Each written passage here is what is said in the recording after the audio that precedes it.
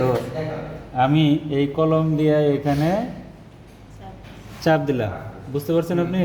দেখান, চোখ বন্ধ করেন। আগে না চোখ বন্ধ করে দেখান না। এখন কোথায় দেখান তো? হ্যাঁ, এইবার আপনি চোখ বন্ধ করে দেখাবেন, যেখানে বুঝবেন সেখানে দেখাবেন, যেখানে বুঝবেন না সেখানে দেখাবেন না কিন্তু, ঠিক আছে?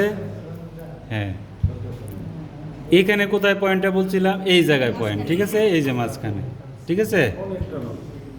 এই আবার এখানে যান, ফিরে যান, হ্যাঁ, আবার এখানে যান, আবার এখানে আসেন, আবার এখানে যান, এলোপাথারি।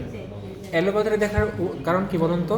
যদি এক সিরিয়ালে দেখেন, পেশেন্ট কিন্তু নিজের অবচেতন মনে বলে ফেলবে এটা ঠিক পাইছি। হ্যাঁ। তাই অ্যালোপ্যাথি বলবেন যাতে পেশেন্ট করতে পারে। ইভেন মাঝে মাঝে পেশেন্টকে মিসগাইড করার জন্য আপনি ছোঁয়াবেন না ছোঁয়া, হ্যাঁ পাইছেন, হ্যাঁ, হ্যাঁ, তখন দেখবেন আসলে পেশেন্টকে আপনাকে মিসগাইড করতেছে নাকি আসলে সে পাইছে কি পাইছে না বুঝতেছে।